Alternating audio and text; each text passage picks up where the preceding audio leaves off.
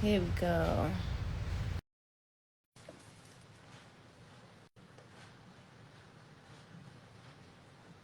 Black owned publisher. That's what's up. So I'm gonna do that so we can record it. Yeah, we should record it like a show. Just give her the mic and Okay. record it with the camera. Can you hear me? Yeah, I can hear you. Awesome. I can hear you as well. The camera on, huh? Back, Put the guys. camera on up. Huh? Welcome back, guys. We are here with Forbes the Culture. I have a special guest today, legend, business owner, father, entrepreneur, mogul, everything just fucking great. Dame Dash. How you doing? I'm good. How you doing? I'm good. It's so great to see you again. We just wrapped up a dope interview for Remy TV, so we appreciate you coming on this platform so we could talk to you about your many businesses and everything you have going on. So I want to jump right into it. Can you tell us about your own personal journey towards entrepreneurship, and what was that like for you growing up? Like, what sparked your interest to say, hey, I want to work for myself and be my own boss? Well, when I was 15, I was a drug dealer. And, not to say that I'm advocating that I was surviving, but I became an entrepreneur. I learned how to brand, I know how to package, I know how to sell things, I know how to re-up, all the things that come with that. So from then on, it was about, I never saw the purpose of having somebody tell me what to do when I knew how to find a product that people wanted to flip and distribute. So I just learned what I learned, took what I learned from the street and applied that to legal. And what are some of the ingredients to being a successful business owner, entrepreneur? Number one, you can't have any fear. So, number two, you have to be ready to fight for what you believe in. Number three, you have to make sure that whatever you're doing, no one else is doing. It should be something that everybody else is telling you not to do because it's never been done. Who wants to hustle on a crowded block? Who wants to be last, not first? So it's about confidence, no fear, and thinking of things that people aren't doing. It's about creating industry and being confident and celebrating that and the fight that comes with it. I agree with that. You also put your own money up to start your businesses. And a lot of people, they feel like they have to take out loans. Like, what's the steps and what can we do as people on the come up to be able to put our own money into our own businesses? It's all about a flip. You don't have to start big, start small. Buy something for $10, sell it for $20. And, buy something for $20 and sell it for $40. And so on and so forth. That's the hustle game. So it's not like you're going to get there overnight. But begging for money and asking somebody to give you an opportunity takes a lot longer in my mind. I agree with that. And also and it's so crazy because you have a 24-hour antenna television network. This is what I'm doing. This is how I'm moving. I just have enough content for 24 hours every single day of the week. So it just makes sense. It's logical. The difference between me and another network is the fact that I don't outsource. I own all the cameras. And, I have a collective of people that just make content all day long, and that's the content I'm showcasing. But the content is for like-minded people that believe in independence, people believe in being healthy, people believe in understanding your mental, people that believe in investing in your family, people that don't believe in fitting in. It's about deprogramming. The things that have been put in your face day in and day out since the day you were born is meant to control you. It's meant for you to think you're losing when you're winning and winning when you're losing. Right. I agree. It's for you to think you're free when you're a slave. And this is about freedom. Freedom is within. It's about perspective. It's about understanding who you are and opportunities. That's what it is. And that's what I was gonna say too. Like, what are the pros, to owning your own television network? And you just told us that. I appreciate that, and that's great advice. It's super dope gems. What can we do as people who want to monetize our businesses but don't know how to go about it? Like, how can we flip our money so that we can invest into it so we can monetize ourselves? I mean, it's simple. If you have a product that's good and you sell it, people will buy it, and then you go buy more of it. The more of it you buy, the less it costs. You know, you buy something in volume, it doesn't cost so much.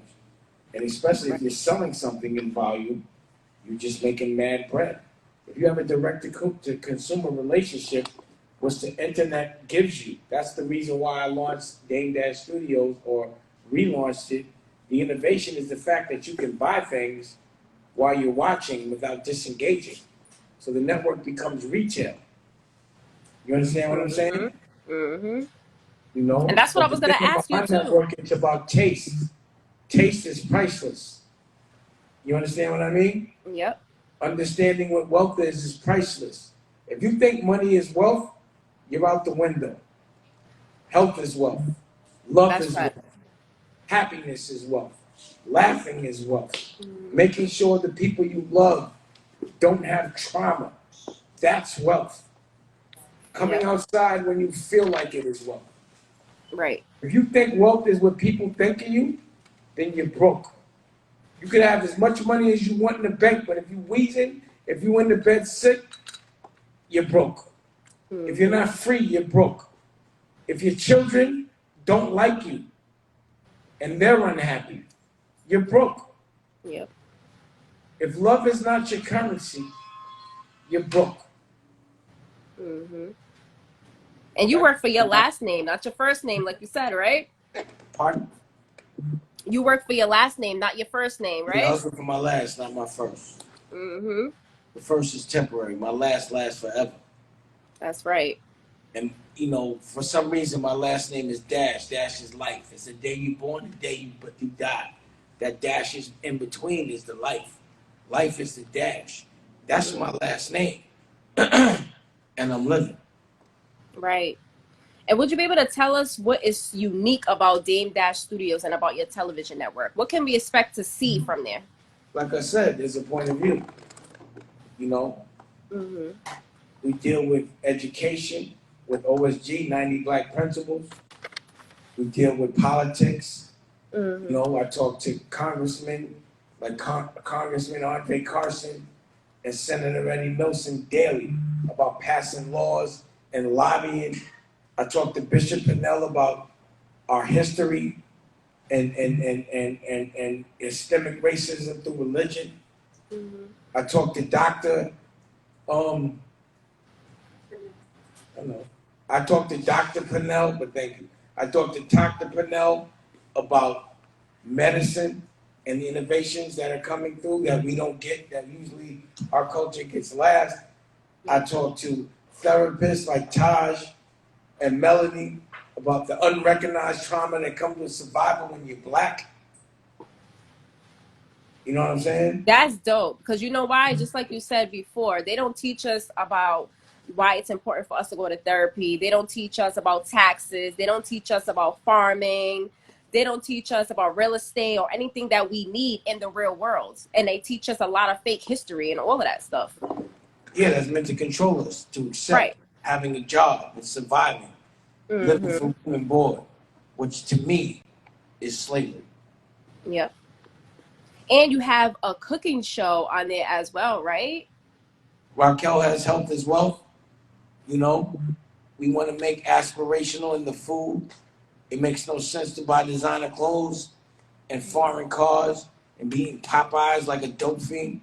The same food as somebody that can't afford nothing eats. You think you look strong, but your organs are weak. Yeah. Understanding what meat does to you, the number one cause of diabetes, the number Cancer. one cause of cancer, the number one cause of heart disease, the GMO in the food, all of that shit. Yep. And we're looking forward to watching you and your wife cook those vegetarian meals because I don't see any cooking shows with any vegetarian meals at all. So I'm Yeah, looking forward to getting that knowledge. yeah, come on. We're waiting for you. For sure. And being your own boss, right? It comes with a lot of responsibilities. Could you tell us how you led your team during difficult times so that we could learn how to, you know, build our team back up when we go through difficult times? I'm always dreaming. Mm-hmm. You know, there's always a light to look forward to, a future. So the past is always, to me, a learning experience to get to where I want to go. So I look forward to the challenging times so I can beat them. And so does my crew. But we celebrate all our wins, every single one of them. Nothing we do goes in vain. And we enjoy life every day, regardless of what the rest of the world is going through. Even in our traumatizing moments that we can't control, we still laugh. And that's real. And I just wanted to give you your flowers too, because you definitely motivate a lot of us and you definitely help us grow, because we don't have people that's going to tell us anything straightforward. A lot of people, they beat around the bush. A lot of people don't tell us straight up. And we need more people like that. So how can we, as a people, do the same thing so far to help other people?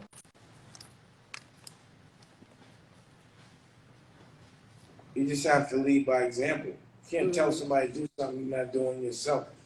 Right. You know, you can't tell somebody how to be rich if you're not rich. You can't tell somebody how to be happy if you're not happy. So I just tend to showcase every aspect of my life. I'm very transparent in that way. The ups and the downs. And, you know, if I could do it, you could do it. And that's how I approach teaching. I just can only tell you what I've learned based on my actual experience. Not by intuition and not by conspiracy. By actual, authentic experience. And since you do help a lot of people and you do give great advice, can you give us an example of, well, some advice that someone gave you that you like today? I mean, I find different things in different people. So I always learned about looking good when I tell somebody I'm gonna knock them out, from Muhammad Ali. You know, I learned a lot from Martin Luther King by showcasing America's weaknesses by standing down. You know, what it took to make black people get abused without hitting back, to showcase to the rest of the world how embarrassing America was. That kind of thing. And doing it in the middle of the church while everybody was outside calling the governor like, you said you was going to show up, you're not here. But I'm going to keep talking. So that kind of courage, you know. I kick it a lot with Farrakhan every chance I get. He teaches me a lot about farming, self-awareness. You know, there's bad things or things that people are scared of about that man. But no one focuses on the things that are not scary, that teaches us. And those are the things that I focus on as it relates to him. That's dope. And So you're a person I'm a of... person that is I have a lot of people, even Taj Mahal, that I consider the Dame Dash back in the 40s and 50s and 60s, not 40s, 50s and 60s, and I have access to him. I talk to him often about the blues. And, you know, every decade of music, he can tell me exactly what was going on in the temperature of social and the world in that moment, you know? Yeah, I agree with that. And you're also a person of great influence. If you could inspire any movement, what would it be? Well, I think I've inspired a lot of movements. The one I've inspired that I'm proud of, that I think people can recognize in this moment, is independence, ownership. You know, I remember when it wasn't so popular, and when I was talking about it, people that were so-called strong, which I consider weak, would try to ostracize because they wanted this business model of save massa before save culture. And I've never been with that. And I think that's realizing itself now. Right. And there was a question I want to ask you, because I know, did you start a magazine or are you going to start a magazine? No, I got magazines. I've been doing magazines. But yeah, there's a magazine. I'll show it to you. You know? And Can we see, can we buy it from Dame Dash Studios? Would we be able to click on it and get it? Yeah. The first one I did That's was the fire. top secret one. I did with Kanye. I'm waiting for him to let me put that out or whatever he's going to do with it. But then, you know, moving forward, it's on the wall. I'll show it to you. But there'll be magazines, books, I work with a crew called OSG, which is the 90 Black Principles, and you know, each one of them is making books. So we're putting their books out, our books out. There's a lot of things that are available that not only will entertain you, but it will evolve you. You know what I'm saying? Yep. That's dope. And I wanted to say congratulations because you're a new father. How do you juggle business and fatherhood at the same time? When you own your own business, you can architect that. And a lot of my business is my child and things that behoove him. So, the education with the OSG, the working on a syllabus. Rocky just did a kid's book. I've just made my business him. And in that way, he's with me every day. And regardless of what's going on, I haven't, I'm outside today. That might be once a week, and that just started 4 months later. I've seen my son every single day, all day long, for the last 4 months of his life, which is the first 4 months of his life. And I plan on continuing that. Being a dad is everything. And enjoying being a dad, marinating. And the things I'm doing now will actually affect the trajectory of his whole life. You know what I mean? Yep. So I'm loving being a dad, an evolved dad. It's my 5th kid. But it's the first child that I'm not visiting. I'm actually raising. Right. And I love how you say men should be a slave to women. What's your take on that?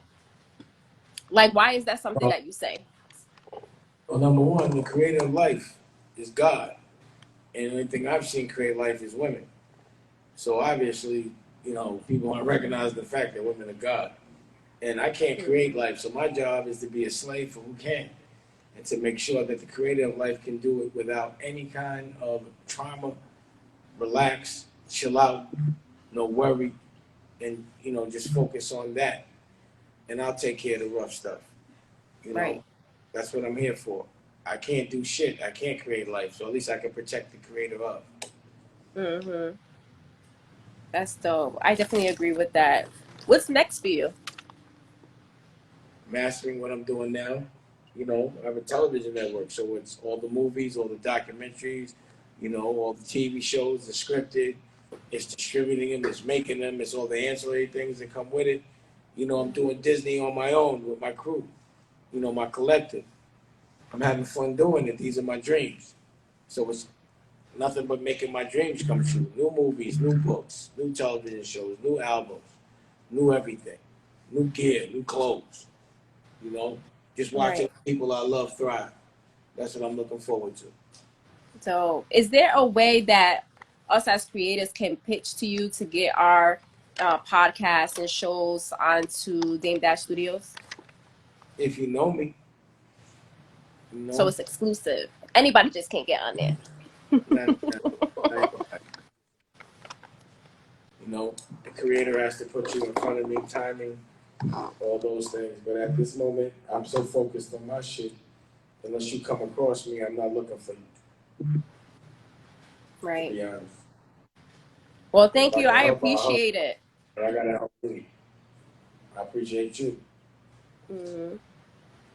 I appreciate you coming on here. It was so dope to speak to you. All your gems are crazy. We definitely take those and we put them in our pocket when we need to pull them out.